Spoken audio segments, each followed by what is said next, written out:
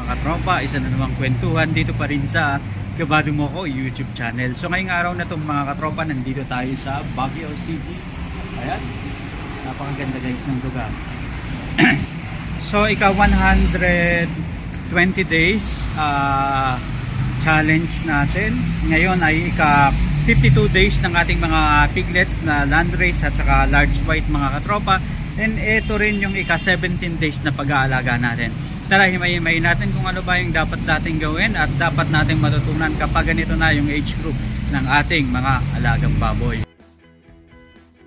Dito tayo magsimula mga katropa, i-share ko lang yung napakagandang view. Dito nga pala kami guys tumuloy dito sa Santa Catalina Spirituality Center dito sa Baguio City. Bukana lang to mga katropa, and doon makikita nyo talagang napakaganda ng bundok. Medyo malamig ngayon dito sa Baguio mga katropa, pero umagang-umaga pa lang ngayon, halos alas 7 pa lang ng umaga, talagang napakarami ng mga tao.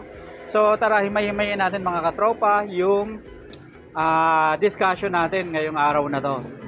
Ang napakagandang araw sa inyo mga katropa, mga kababuyan natin sa negosyo ng mga backyard hog racer dito sa Pilipinas. So welcome back sa ating YouTube channel mga katropa. Nasa week 3 na tayo dito sa eksaktong day 17 ng ating pinakabago na 120 days fattening challenge o patabaying baboy mga katropa. So kung bago ka pa lang sa pagbababoyan at nagbabalak na magsimula ng backyard piggery business, ang bidyong ito ang para sa iyo mga katropa. Sa simulan natin, gamit nating breed nga pala ngayon ay ang landrace at saka large white. So kilala ito bilang isang mabilis at maganda at kalidad na baboy dahil nagkakaroon ng magandang karne ang resulta nito sa bandang dulo. So very good sa pagpapatining dahil hinaluan rin na ito mga katropa ng ibang lahi.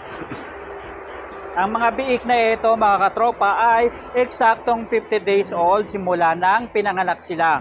Pero dahil nga 35 days old sila nang nabili natin sa mga katropa nating magbababoy, so ibig sabihin nito 52 days old since birth, pero 17 days ng ating pagpapatining. Ang bilangan kasi mga katropa ng pagpapatining ng mga backyard hog racer isimula yung kung kailan nila binili. At doon tayo magka-count ng 120 days mga katropa. So, sa bidyong ito, titingnan natin kung pasok ba sa timbang nila ang standard. Ayan. So, ibig sabihin mga katropa, yung binili natin ito dapat 10 to 12 kilos sila hanggang 15 kilos. And bago mag-start ng pre-starter, dapat nagwe-weight na sila ng 15 o 18 kilos. Yun yung mga standard mga katropa before tayo mag-jump papunta sa full blast ng starter. So mga katropa, ang ginagamit nga pala natin na feeds ay ang Bimig at saka Pigrolac na starter. Dito kasi mga katropa, nakita natin sa iba nating mga katropa na very effective yung paggamit nila ng ganitong feeds, and kung mapapansin natin, ito rin yung mga nangungunang feeds dito sa Pilipinas. Kaya naman sa mga vlogger at YouTuber na nagbababoyan, halos karamihan ito yung ginagamit. Kaya gusto rin natin makita mga katropa yung resulta at epekto nito sa ating mga alagang baboy.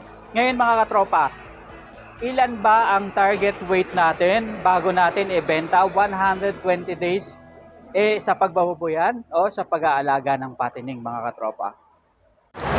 So mga katropa, pag-usapan muna natin yung timbang kasi na age 52 days since birth. Ang normal at magandang timbang ng isang malusog na biik ay dapat naglalaro na ng 14 to 17 kilos. So ibig sabihin nito, nandun pa rin talaga sila sa adjustment period. Kasi mga katropa, pagdating sa Bimig at saka sa Pigrolac, nagkakaiba sila ng 10 days. Ibig sabihin, dun sa isang brand, day 50 pa lang, magbabago na at full blast na ng starter. Samantalang sa kabilang brand naman, day 60 pa mag-change ng from pre-starter papunta sa full blast ng starter. So bakit ito mahalaga? Dahil magiging pundasyon natin ito sa mga susunod na yugto ng ating pag-hog racing, lalo na kung papunta na tayo sa grower stage mga katropa.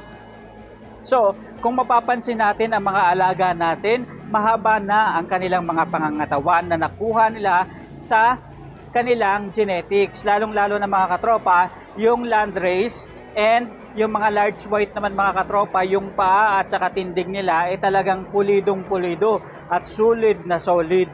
Kung ang mga alaga ninyo ngayon, mga ka-backyard, ay medyo bansot at hindi abot ang timbang sa sinabi ko na 14 to 17 kilos, huwag kayong mabahala dahil may oras pa naman para humabol basta tama ang ibinibigay nating mga nutrisyon.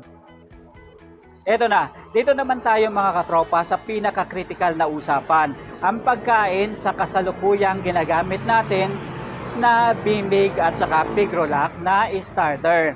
So maraming nagtatanong sa akin, bakit ito yung ginagamit natin na feeds? Tulad ng sinabi ko mga katropa, ito yung nangunguna na mga pakain sa baboy dito sa Pilipinas. Nakita naman natin mga katropa na very effective din naman talaga sa ibang mga magbababoy yung paggamit ng ganitong klase ng feeds.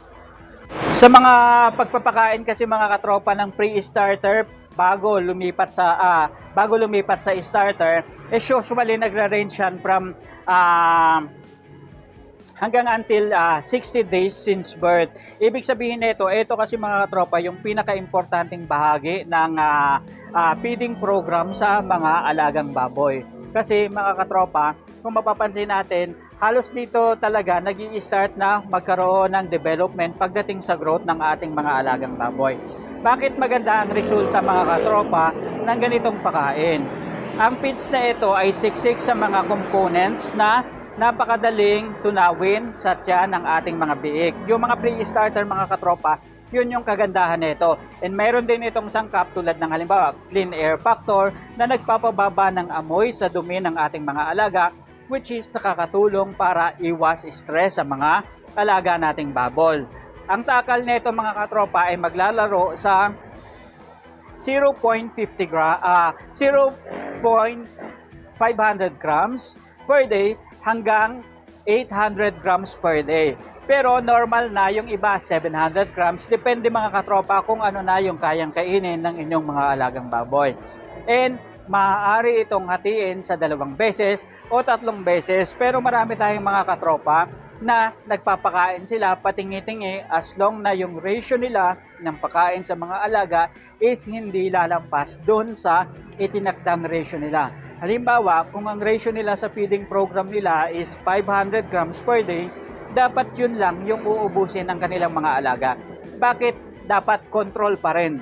Kasi nga mga katropa, mayroong mga ibang nangyayari sa mga alaga natin tulad ng kapag overfeeding is maaaring magtai ang mga alagang baboy. Ngayon mga katropa, pagdating naman sa transition period, importante rin meron tayong pamantayan, meron tayong alituntunin ng pagta-transition period sa pagkain sa ating mga alaga. Ito ay number 1, para iwas stress, number 2, iwas pagtatay, and number 3, iwas pagkakasakit ng ating mga alagang baboy. Ngayon mga katropa, day 17 ng ating pag-aalaga, and meron tayong natitirang mga 8 days pa bago tayo tuluyang pumasok sa day 60 since birth. Ibig sabihin nito, talagang full blast na yung starter natin.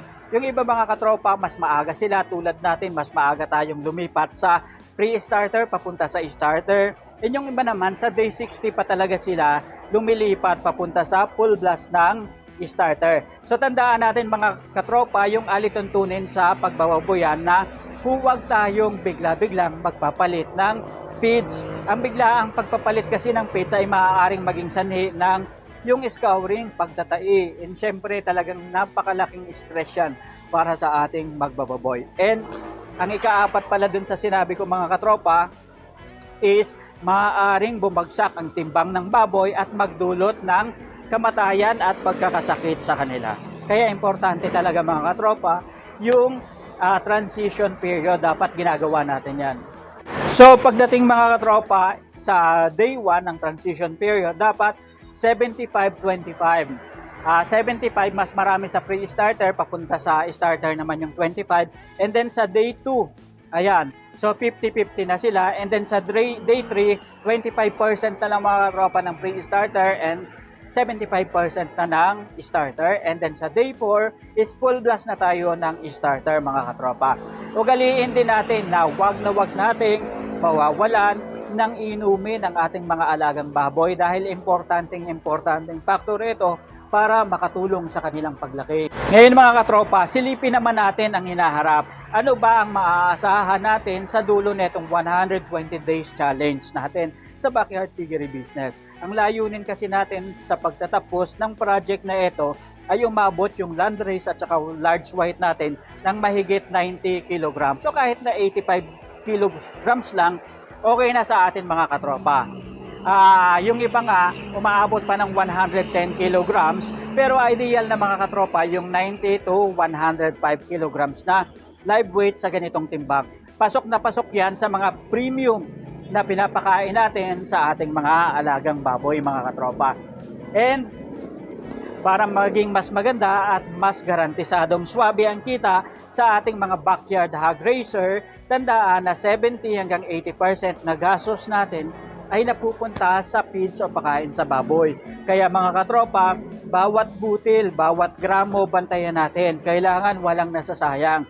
At higit sa lahat, higpitan natin mga katropa yung biosecurity. Huwag tayong magpapapasok ng basta-basta sa ating mga piggery business. Kahit backyard lang yan para iwas sakit tulad ng ASF and yung iba pang mga sakit na maaaring makahawa sa ating mga alagang baboy.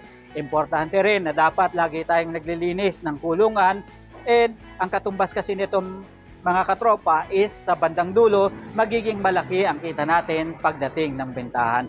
So yun lang mga katropa, maraming salamat sa pagsama sa atin ngayong araw na to. Isa na namang kwentuhan tungkol dito sa Backyard Piggery Business. Hanggang sa muli mga katropa, maraming salamat. Paalam. Ayan, sobrang ganda mga katropa. Ayan, Baguio City.